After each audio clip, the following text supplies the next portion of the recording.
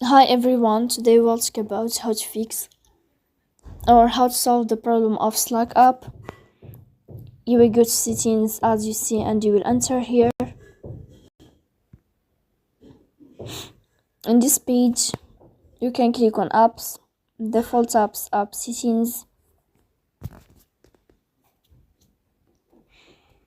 On above, you can search about Slack app and you will enter.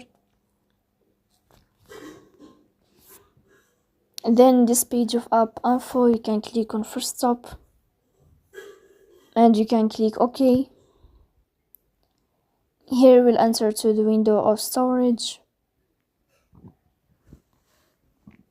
Then you can click on clear cache.